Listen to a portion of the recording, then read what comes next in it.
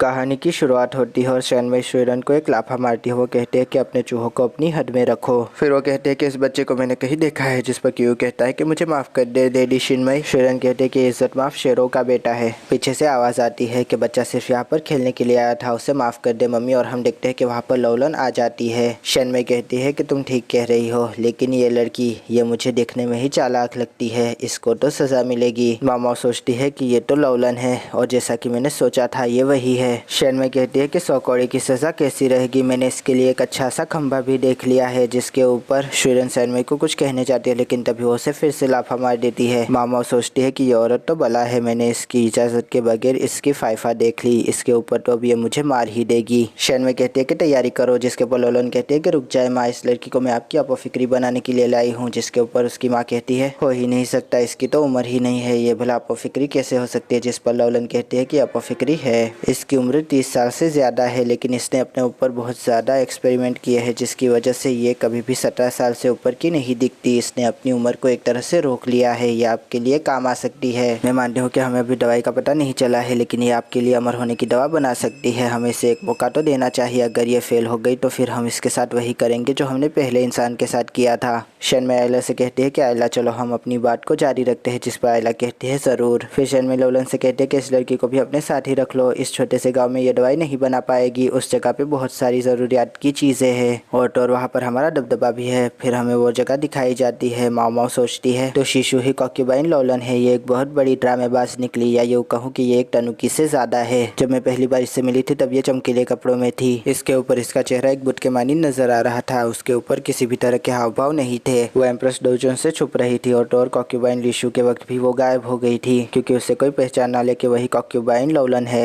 मामा बिल्ली को पकड़ते वक्त वो गलती से मेरे सामने आ गई, लेकिन उसने देखा कि मैंने उसे नहीं पहचाना, इसलिए वो मेरी तरफ से निश्चिंत हो गई थी। मुझे उस पर थोड़ा शक तो गया था, लेकिन एक ऐसी लड़की जो कि कीड़े मकोड़ों में दिलचस्पी रखती है और बहुत बातूड़ी भी है, बिल्कुल आम लड़कियों की तरह, वो बस मेरे साथ खेल रही थी। और फिर हमें वो जगह दिखाई जाती है जहाँ की वो लोग बात कर रहे होते हैं। शुइरन उसे कमरे में लेकर आती है और कहती है कि ये है तुम्हारा कमरा, जिस पर अपोफिक्री कहते हैं कि हाँ पुराने वेट का कमरा। शुइरन कहते हैं कि मैं नहीं चाहती थी कि कभी तुम इस जगह का मुंह भी देखो, लेकिन आज तुमने चारा ही नहीं छोड़ा। जिसके ऊपर मामा कहते हैं कि शीशु क्या वो तुम्हारी सौतेली बहन है, जिसके ऊपर वो कहते हैं कि हाँ एक वही तो है जो मुझे बहन मानती है। मैंने सुना है कि लौलन शीशु की एक लौटी औलाद है, मुझे ये तो मालूम ही नहीं था कि उसकी एक दूसरी बेटी भी है, लेकिन जाहिर सी बात है ये दूसरी माँ से होगी। जाहिर है शैनमई के असर रसूख की वजह से वो ये बात किसी से नहीं करता। लेकिन तभी शुइरन कहते हैं कि लेडी शैनमई मुझे हर चीज से ज्यादा नफरत करती है। मेरे बाबा शीशु वो शी कबीले से ताल्लुक नहीं रखते, बल्कि उन्हें तो गोद लिया गया था। शैनमई असल वारिस है, उनकी काबिलियतों को मद्देनजर रख के परिवार ने उन्हें यहाँ पर रख लिया था अपने साथ, लेकिन शैनमई की नजर उन पे पड़ी और वो उन्हें पसंद करने लगी। शैनमई तब छोटी बच्ची थी और उन्हें वो बहुत पसंद थे। उन्हीं के कहने पर परिवार वालों ने उनका नाम शीशु रखा और उनके साथ मंगनी भी तय कर दी। लेकिन इसके बाद मासी के राजा ने उन्हें पसंद कर लिया और उन्हें हरम जाना पड़ा। लेकिन मासी के राजा की मौत के बाद जब उन्हें तोहफे के तौर पर लौटा दिया गया तो उन्होंने देखा शीशु ने मेरी माँ के साथ शादी कर ली थी, जिससे कि मैं पैदा हुई। मैं उनको बिल्कुल भी गवारा नहीं थी और ना ही मेरी माँ। उन्होंने मुझे और मेरी माँ को महल से बाहर फेंकवा दिया था, लेकिन बाबा के लाख समझाने के बाद वो मेरी माँ और मुझे दासी के तौर पर स्वीकारने पर तैयार हो गई। उन्हें मेरे नाम से भी मसला था, जो कि शी कबीले से मेरी वाकफियत को दर्शाता था। मामा कहते हैं इसका मतलब शीशु तुम्हारा नाम था, जिसके ऊपर वो कहते हैं कि हाँ। फिर मामा कहते हैं कि लौलन को वो नाम बहुत ज्यादा पसंद है, लगता है एक अपनी मुखादमा का नाम रखना ये तो बहुत बड़ी बात है। शुइरन कहते हैं कि वो तो ऐसी है, जिस पर मामा सोचते हैं कि इन दोनों के बाप एक है लेकिन माएँ अलग अलग है, जिससे कि कितना फर्क हो चुका है। एक को शहजादी के तौर पर तालीम दी गई, बड़ा किया गया और राजा को सौंप दिया गया, और दूसरी को एक मामूली सी कोर्ट लेडी बना के वहाँ पर शादी से करने के लिए भेजा गया। उसका काम था हरम की सारी जानकारी निकाल कर यहाँ पर देना। शुइरन ने गिरजे में जिनशी को मारने की भी कोशिश की। इसके अलावा और जब वो पकड़ी गई तो उसने मौत का नाटक किया अपने बचने के लिए। इसके अलावा शीशु था वो जिसने फाइफा कांड को अंजाम दिया था। मास्टर जिनशी हरम को बदलने की पुरजोश कोशिशें कर रहे हैं, लेकिन इससे भला शिशु का क्या नुकसान हो सकता है, वो उन्हें क्यों मारना चाहता है। कहीं जवाब इसमें तो नहीं छुपा। फिर वो जिनशी की दी हुई पिन को देखने लगती है। वो सोचती है कि ये पिन शिशु, मेरा मतलब है कि लौलन ने ये कहा था कि ये कोई आम पिन नहीं है। क्या ऐसा है कि जिनशी बस एक सरकारी अफसर से कुछ ज्यादा है? इसके अलावा वो तो किन्नर भी नहीं है। तभी शुइरन कहती है कि क्या सोच रही हो। मामा पूछते है कि लौट के जब तुम्हें किन्नर बन के हरम में घुसी थी तब उन्होंने तुम्हें किस तरह से चाचा था, जिसके ऊपर स्वीरन कहती है कि अब ये सब कहाँ से आ गया। वो उस जगह को तसल्ली से छूते हैं, जिस पर मामा कहती है कि क्या कोई मर्द वहाँ पर अंदर जा सकता है। जिस पर स्वीरन कहते हैं कि 3 अलग अलग अधिकारी अलग अलग तरीके से छूते हैं, हो ही नहीं सकता कि कोई मर्द वहाँ पर चला जाए। मामा सोचते हैं कि फिर मास्टर जिनसी वहाँ पर कैसे आ जा सकते हैं। सिर्फ वही मर्दों को इजाजत होती है जो कि राजा होते हैं या तो राजा के करीबी रिश्तेदार, और राजा का बस एक ही मर्द रिश्तेदार है जो कि उनका छुपा हुआ भाई है, लेकिन उनकी उम्र उनके साथ तो बिल्कुल भी मेल नहीं खाती। लेकिन रुको जरा, मास्टर जिनसी की भी हरकतें उनकी उम्र के साथ बिल्कुल भी मेल नहीं खाती। रुको जरा, वो उस दिन मुझे कुछ बताना चाहते थे, लेकिन ऑक्स बेजोस की वजह से मैंने कुछ सुना ही नहीं। स्वीरन कहते हैं कि क्या हुआ, जिस पर मामा कहते हैं कि कुछ नहीं, चलो बाहर का नजारा देखते हैं। लेकिन तभी वो देखते हैं कि बाहर बड़ी बड़ी सलाखें होती है खिड़की पर। स्वीरन कहते हैं कि ये गाँव नहीं है, यहाँ पर कोई भी बच के नहीं निकल सकता। जिस पर मामा सोचते हैं कि सही कहा, लेडी शैनवे ने कहा था कि ये जगह मुकम्मल हिफाजत में है। चारों ओर ऊंची ऊंची दीवारें और पीछे पहाड़ी भी है। पता नहीं शैनवे यहाँ पर क्या करना चाहती है। जैसा कि गावशुन के साथ हुआ था, दूत वहाँ से रात को भाग जाती थी और चोरी चोरी किसी से बात करती थी। वो गोदाम इसलिए था क्योंकि वहाँ पर फाइफा बनाई जाए, जैसी कि मगरिब की रियासतों में मिलती है। मामा स्वीरन से कहती है कि तुम यहाँ पर जंग करवाना चाहते हो, जिसके ऊपर स्वीरन कहती है कि मैं कौन होती हूँ ये सब कुछ तय करने वाली। वो मामा से कहती है कि अब जब शिशु ने कह ही दिया है तो तुम्हें दवाई बनाने का नाटक करना होगा। जिस पर मामा कहती है कि ये भी कोई कहने की बात है भला। स्वीरन कहते हैं कि मैं तुम्हारा खाना भेज दूंगी और कोशिश करना कि लेडी शैनवे को गुस्सा ना दिला सको, वरना बहुत मुश्किल हो जाएगी। मामा सोचते हैं कि जंग ये तो बहुत बड़ी बात है, मुझे कुछ ना कुछ तो करना चाहिए, लेकिन बाहर इतनी बर्फ पड़ी हुई है, मुझे नहीं लगता कि मैं गाँव वापस जा सकूंगी। फिर मामा एक बक्से को देखने लगते हैं और सोचते हैं कि माजी की अपोफिक्री ने यहाँ पर क्या क्या खजाना छुपा के रखा है, चलो देखते हैं। उन्होंने कहा था कि वो दवाई चखते हुए मर गया था। फिर वो बक्से को खोल देती है और खुश हो जाती है। वो देखते हैं कि बक्से में बहुत सारी किताबें होती है। वो कहते हैं कि ये तो जन्नत है खजाने की। तो खेती का मौसम जाने वाला है जल्द ही, पता नहीं किसान बगैर खेती के क्या करते हैं, ये उनसे क्या करवाते होंगे। मुझे लगता है कि ये शिहोक्शु की रियासत का उत्तरी इलाका है। हरम से निकलते ही 10 दिन का जहाजी सफर, फिर गर्म पानी के शहर तक पहुंचने के लिए 10 दिन का सफर, फिर घोड़ा गाड़ी से वहां तक का सफर जहां पर ऊंचे ऊंचे पर्वत है। फिर हम देखते हैं कि मामा लेट जाती है और कहते हैं कि मेरा दिमाग खराब हो गया है पढ़ पढ़ के। तभी की आवाज सुनाई जाती है। वो कहता है कि छोटी बहना तुम यहाँ पर इस तरह से खेल नहीं सकती। तभी मामा सोचती है कि वहाँ पर बहुत सारे बच्चे हैं क्यू के साथ। जहाँ तक मुझे याद है स्वीरन उसे यहाँ पर लाना नहीं चाहती थी, लेकिन वो मेरी वजह से यहाँ पर आ गया। आखिर उसे वो गाँव में ही क्यों रखना चाहती थी। जब शी कबीला बगावत करेगा तो सजा पूरे कबीले को मिलेगी। बच्चे औरतें बूढ़े किसी को भी बख्शा नहीं जाएगा। क्या इन बच्चों को पता है कि इनके बड़े क्या कर रहे हैं? क्या इनके बड़ों ने इन्हें बताया है? फिर वो कहते कि मैं ये सब कुछ क्यों सोच रही हूँ, ये मेरा मसला तो नहीं है, ये तो किसी और का मसला है। और तभी हमें लौलन दिखाई जाती है। वो सोचती है कि जब माँ हंसती थी तो मैं भी हंसती थी, जब माँ बाबा पे गुस्सा करती थी तो मैं भी करती थी,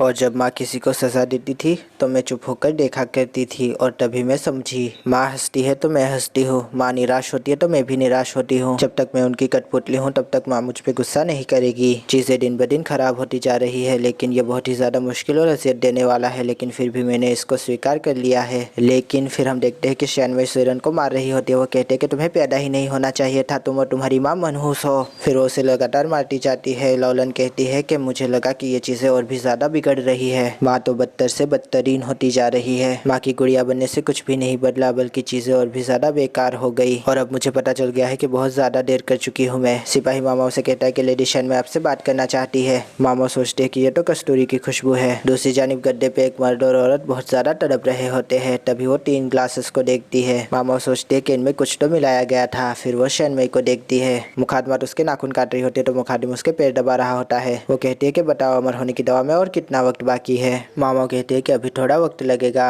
उसके बाद वो कहती है ठीक है। फिर मामा लौलन और स्वीरन को देखती है। वो सोचती है कि ये दोनों तो बिल्कुल आका और गुलाम की तरह बर्ताव कर रहे हैं, लेकिन बाहर ये बिल्कुल सगी बहनों की तरह नजर आती है। तभी शैनवे कहती है कि मुझे कल तक अच्छी खबर चाहिए, जिस पर मामा कहते हैं कि हाँ बिल्कुल। मामा सोचते हैं कि दिन में एक दफ़ा मुझे इनको तफसील देने के लिए आना पड़ता है। ये मेरे लिए बहुत ही ज़्यादा अजीब है, लेकिन मुझे इससे नफरत नहीं है, बल्कि पुराने अपोफिक्री का दवा खाना भी बहुत ज़्यादा अच्छा है। यहाँ पर बहुत सारी जड़ी बूटियाँ और बहुत सारी किताबें हैं, बिल्कुल हरम के दवा खाने की तरह। यहाँ का अपोफिक्री बहुत ज़्यादा होशियार रहा होगा। तभी वहाँ पर क्यों आता है। वो कहता है अपोफिक्री, लेकिन तभी वो उसके सामने झुककर सलाम करती है, जिस पर वो कहता है कि तुम तो बिल्कुल बदल गई। मामा सोचते हैं कि मैं इसके सर को फिर से मसलना चाहती हूँ। उसकी दोस्त पूछती है कि ये कौन है, जिस पर क्यों कहता है कि ये नई अपोफिक्री है। फिर वो उससे पूछता है कि बताओ अंदर कोई लड़की दिखी तुम्हें, जिसके ऊपर अपोफिक्री कहती है कि हाँ वहाँ पर लड़की तो है। क्यों कहता है फिर तो अंदर मेरी माँ भी होगी, क्या तुमने उन्हें देखा? जिस पर मामा सोचती है कि क्यों की माँ कही वो, लेकिन फिर वो क्यों से कहती है कि नहीं मैंने तुम्हारी माँ को देखा ही नहीं है, तो फिर मुझे कैसे पता चलेगा कि अंदर तुम्हारी माँ है या नहीं। जिस पर क्यों कहता है ऐसा क्या, लेकिन कोई बात नहीं है, मेरी माँ बहुत ज्यादा मसरूफ जो रहती है, इतनी मसरूफ कि वो मुझे गाँव में देखने के लिए एक बार भी नहीं आई। जिस पर मामा सोचती है शायद इसीलिए स्वीरन उसे इस जगह से दूर दूर रखना चाहती थी इसकी माँ की वजह से, लेकिन क्यों? या तो फिर ऐसा हो सकता है कि इसकी माँ से जुड़ी हुई किसी सच्चाई से दूर रखना चाहती है। फिर वो कहते हैं कि मुझे इजाजत दे दे। फिर क्यों कहता है कि रुक जाओ। फिर वो सबको देखने लगता है और कहता है कि कुछ नहीं, और वहाँ से भागकर चला जाता है।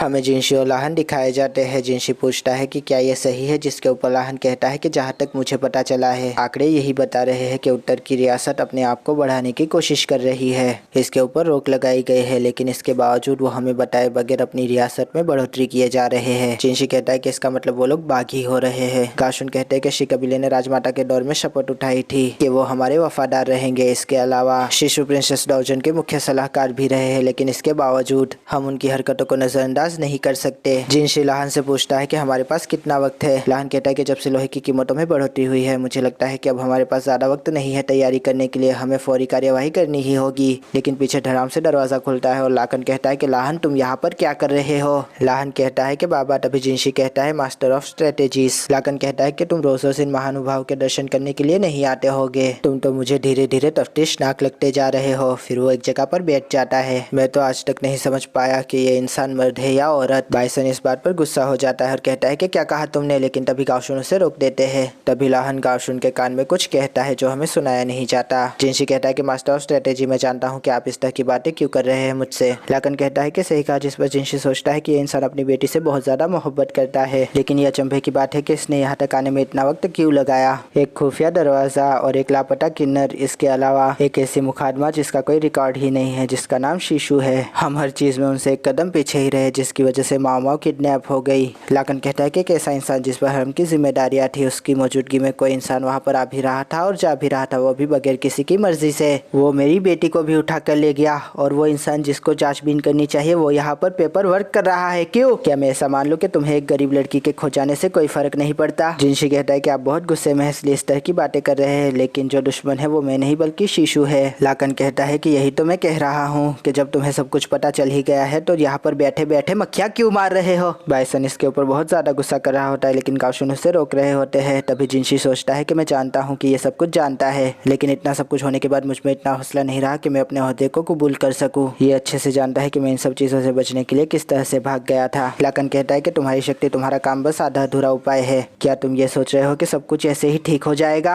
आखिर तुम सोच क्या रहे हो? तुम्हें क्या मिलेगा एक हारा हुआ हिजड़ा बन के? इस बात पे एक लम्हे के लिए वहाँ पर खामोशी सी तारी हो जाती है, लेकिन तभी जिनशी कहता है कि मैं, लेकिन तभी पीछे से लोमैन की आवाज आती है कि मुझे माफ करना। लाकन कहता है कि चाचा जी, जिसके ऊपर लोमैन कहता है कि मुझे नहीं पता था कि तुम मुझे ऐसे देखते हो, हालांकि तुम जानते हो कि किन्नर में अपनी खुशी से नहीं बना था। जिसके ऊपर लाकन कहता है कि मेरा मतलब आपसे नहीं था, आप गलत समझ रहे हैं। लोमैन कहते हैं कि तुम सही कह रहे हो, मैं एक हारा हुआ हिजड़ा हूँ जो कि चल भी नहीं सकता ठीक से। मुझे एक जगह से दूसरी जगह पर ले जाने के लिए एक अच्छा खासा जत्था लगता है। ऐसा लगता है कि मैं जैसे यहाँ पर बस खर्चा करवाने के लिए ही आया हूँ। माओ के मामले में भी मैं नाकामयाब रहा, वो मेरी जिम्मेदारी थी। लाकन कहता है कि मैं आपको जिम्मेदार नहीं समझता चाचा जी, आप बिल्कुल भी ऐसी बातें ना करें। जिसके ऊपर लाहन वहाँ पर आता है दौड़ता दौड़ता और कहता है कि हमने कर लिया। लोमैन कहते हैं कि तुम हमेशा गुस्से में आकर जज्बाती हो जाते हो और उजलत दिखाने लगते हो। तुम्हें दूसरों के बारे में भी सोचना चाहिए, तुम्हें यह सोचना चाहिए कि वो भी इसी हालात से दो चार हो रहे हैं। लाकन कहता है कि मैं समझता हूँ चाचा जी, लेकिन ये एक ऐसा आदान प्रदान था जिसने कि एक अनजाना मोड़ ले लिया। मुझे माफ कर दीजिएगा, लेकिन मेरा वो कहने का हरगिज मतलब नहीं था। तभी जिनसी सोचता है कि आदान प्रदान, लेकिन मैंने तो कुछ कहा ही नहीं। लोमैन कहते हैं कि तुम्हें बात शांति से करनी चाहिए, इससे पहले कि लड़ाई हो। तो तुम इन्हें क्या कहना चाहते थे वो कहो। लाकन को अपनी गलती का एहसास हो जाता है, हवा में तब्दीली आ जाती है और वो अपने घुटनों पे आ जाता है। बाइसन ये देखकर बड़ा ही हैरान हो जाता है, लेकिन तभी लाकन उसके सामने सलाम पेश करता है। जिनशी उसे देखकर हैरान हो जाता है। तभी लाकन कहता है कि मैं आपके सामने एक दरखास्त करने के लिए आया हूँ।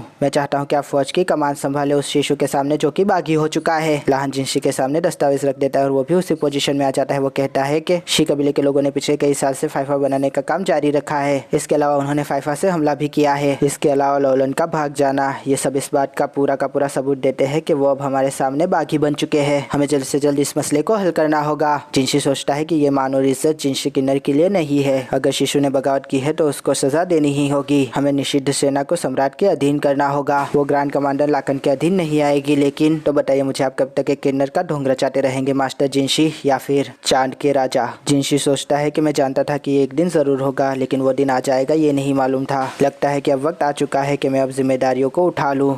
और यहाँ पर यह एपिसोड खत्म हो जाता है। आशा करता हूँ दोस्तों आपको ये रिव्यू पसंद आएगा। अगर पसंद आया हो तो लाइक कीजिए, शेयर कीजिए, सब्सक्राइब कीजिए। ज़्यादा पसंद आया हो तो कमेंट भी कीजिए। दोस्तों थैंक यू, खुदा हाफिज़, अपना ध्यान रखिएगा, फिर मिलेंगे। Thank you.